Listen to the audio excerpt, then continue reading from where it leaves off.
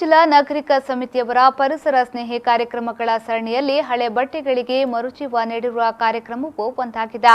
ಅದರಂತೆ ಸುವ್ಯವಸ್ಥೆಯಲ್ಲಿರುವ ಉತ್ತಮ ಗುಣಮಟ್ಟದ ಬಟ್ಟೆಗಳನ್ನು ಸಾರ್ವಜನಿಕರಿಂದ ಸಂಗ್ರಹಿಸಿ ಅವಶ್ಯಕತೆ ಇರುವವರಿಗೆ ವಿತರಿಸುವ ಎರಡನೆಯ ಹಂತದ ಕಾರ್ಯಕ್ರಮವು ಬೀಡಿನಗುಡ್ಡೆ ವಲಸೆ ಕಾರ್ಮಿಕರ ಬಡಾವಣೆಯಲ್ಲಿ ನಡೆಯಿತು. ಮೊದಲ ಹಂತದಲ್ಲಿ ಸಂಗ್ರಹಿಸಿದ ಬಟ್ಟೆಗಳನ್ನು ಸಮಿತಿಯವರು ಈ ಮೊದಲು ಮಂಚಿಯ ಕೊರಗ ಜನಾಂಗದ ಕಾಲೋನಿಯಲ್ಲಿ ವಿತರಿಸಿದ್ರು.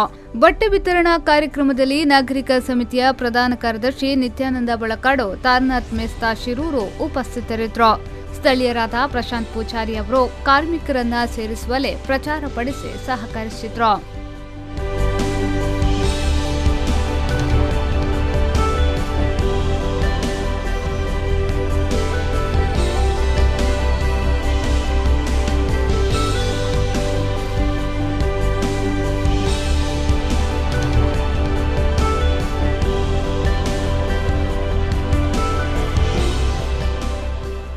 ಶ್ರೀಮಂತ ವರ್ಗದವರು ಬಳಸಿ ನೀಡಿದ ಬಟ್ಟೆಗಳು ಹಳೆದಾದ್ರೂ ಬೆಲೆ ಬಾಳುವ ಉತ್ತಮ ಗುಣಮಟ್ಟದ ಬಟ್ಟೆಗಳಾಗಿದ್ದವು.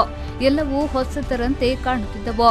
ಎಲ್ಲರೂ ನಮ್ಮ ಸಮಿತಿಗೆ ಬಟ್ಟೆಗಳನ್ನು ಸ್ವಚ್ಛಗೊಳಿಸಿ ಇಸ್ತ್ರಿ ಹಾಕಿ ನೀಡಿದ್ರು. ಪುರುಷರ, ಮಹಿಳೆಯರ, ಮಕ್ಕಳ ಉಡುಪುಗಳು ಇದ್ದವು. ಅದರ ಜೊತೆಯಲ್ಲಿ ಬಟ್ಟೆ ಅಂಗಡಿ ಮಾಲೀಕರು ಹಳೆ ದಾಸ್ತಾನು ಬಟ್ಟೆಗಳನ್ನು ನಮ್ಮ ಸಮಿತಿಗೆ ಒಪ್ಪಿಸಿದ್ರು. ತಮಗೆ ಬೇಕಾಗುವುದನ್ನ ಆರಿಸಿಕೊಂಡು ಹೋಗಲು ನಾವು ಮುಕ್ತ ಅವಕಾಶ ನೀಡಿದ್ದೆವು.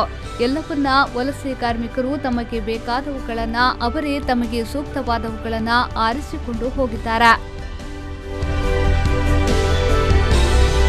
ಪಲ್ಲವಿ ಸಂತೋಷ್, ವಿ4 ನ್ಯೂಸ್ 24/7 ಉಡುಪಿ.